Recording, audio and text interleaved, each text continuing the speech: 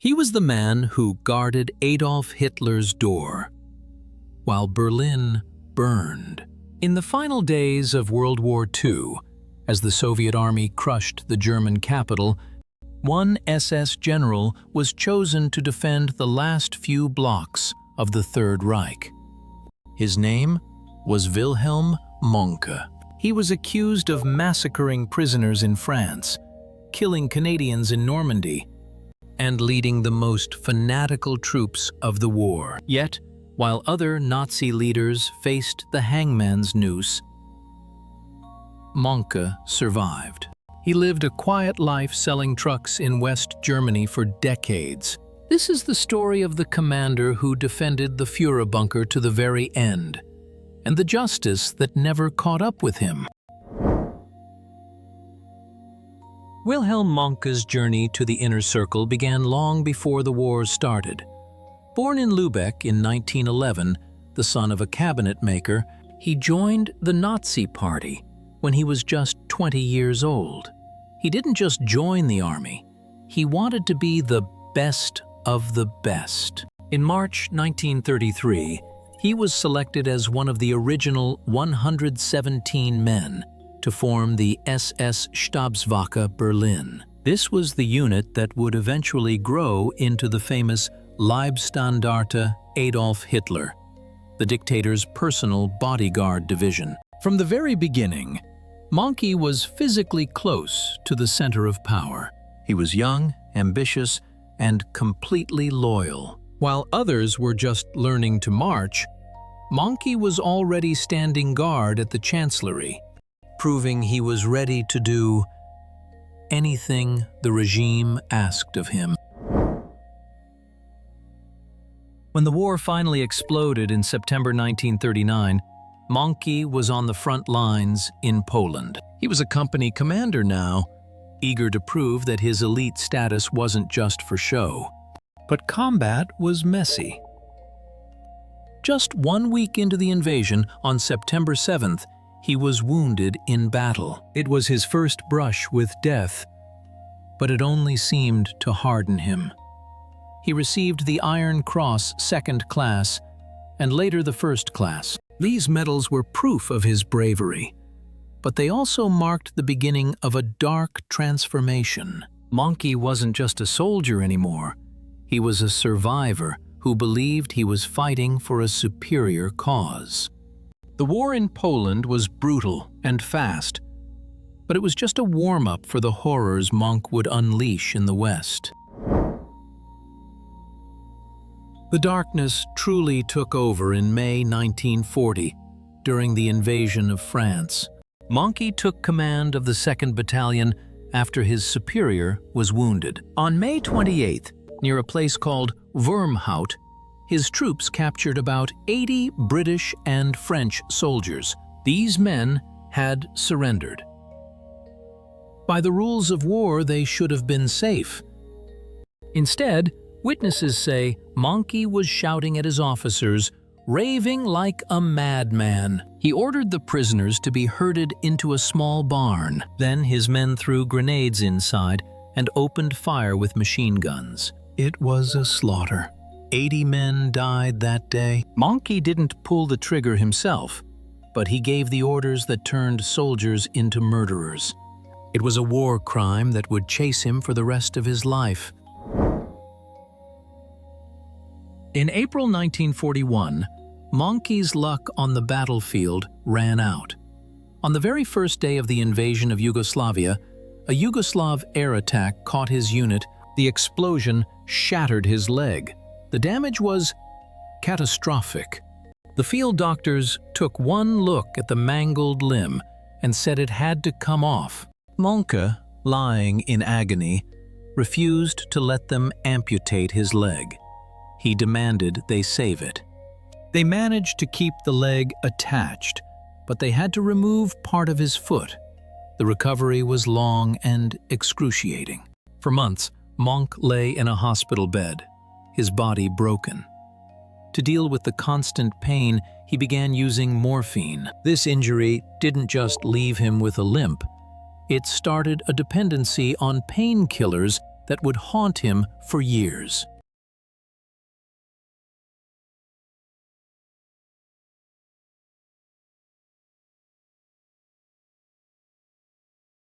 Mohnke spent 1942 recovering and training reserve troops. But he couldn't stay away from the action. In 1943, he was given a new assignment that perfectly suited his nature. He was placed in charge of a regiment in the newly formed 12th SS Panzer Division, known as the Hitlerjugend. These weren't seasoned veterans. They were teenagers, boys raised entirely under the Nazi system. Mohnke's job was to turn these 17-year-olds into ruthless machines. He drove them hard, instilling a belief that surrender was not an option. Under his command, the regiment became known for its aggression and its absolute lack of mercy. Mohnke was the father figure to a generation of soldiers who knew nothing but war and loyalty to the death. When the Allies landed in Normandy on D-Day, Mohnke's teenage soldiers were waiting. His regiment fought with terrifying ferocity near the city of Caen. But once again, Mohnke's command was marked by atrocities. In June 1944, Canadian soldiers who were taken prisoner by his troops didn't make it to the POW camps. Near the village of Fontenay-le-Pesnel, dozens of Canadian prisoners were executed. Mohnke was right there in the sector. Reports surfaced later of him interrogating prisoners who were then marched into fields and shot. He received the Knight's Cross for his military success in holding the line, but the medal was stained with blood. To the Allies, he wasn't a brilliant commander.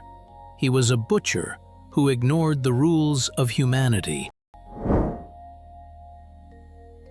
By late 1944, the German army was crumbling, but Mohnke's rank was rising.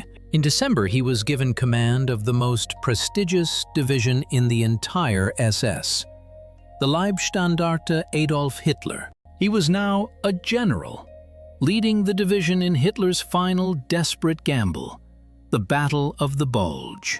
The plan was to punch through the American lines in the snowy Ardennes forest. Mohnke pushed his men forward through freezing mud and snow. But the operation was a disaster. The roads were clogged, fuel ran out, and the American resistance was stiffer than expected.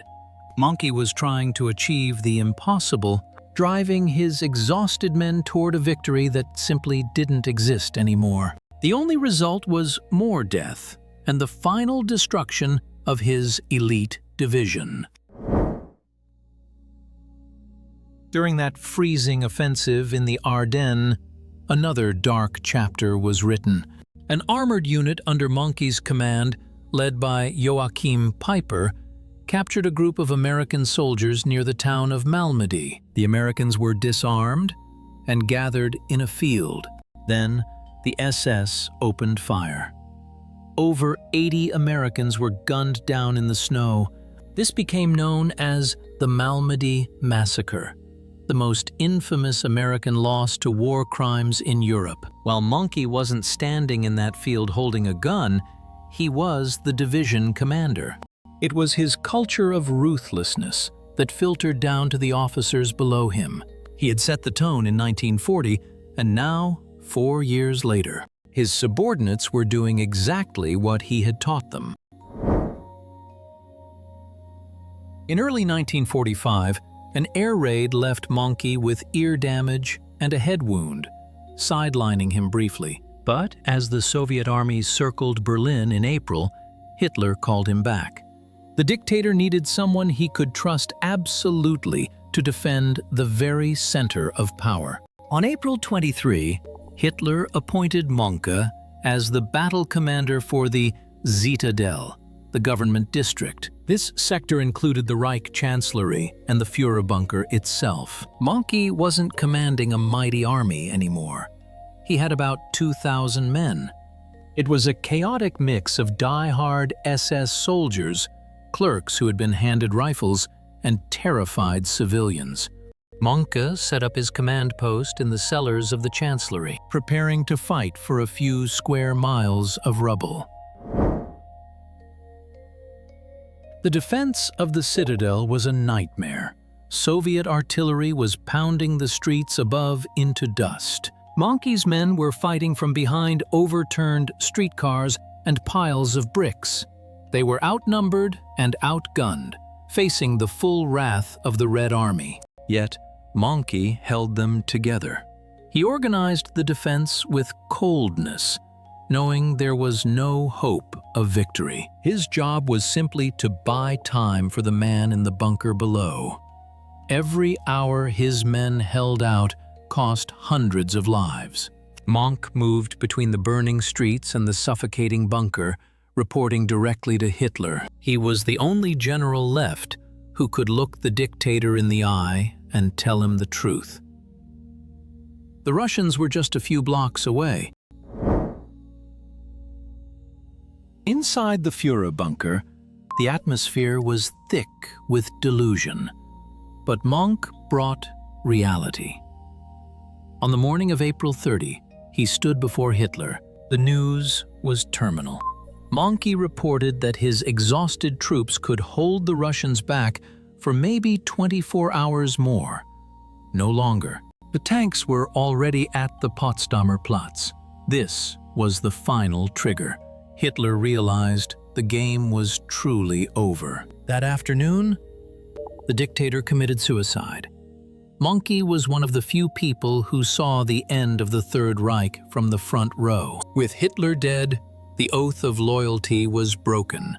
Mohnke's duty to defend the ruins was finished. Now his only goal was to save himself and the survivors from the vengeance of the Soviets. On the night of May 1st, Mohnke gathered a group for a desperate breakout attempt. This wasn't just soldiers. It included Hitler's secretaries and other bunker staff. They crept out of the Chancellery and moved into the subway tunnels under the burning city. The group navigated the dark tracks, trying to sneak past the Soviet lines.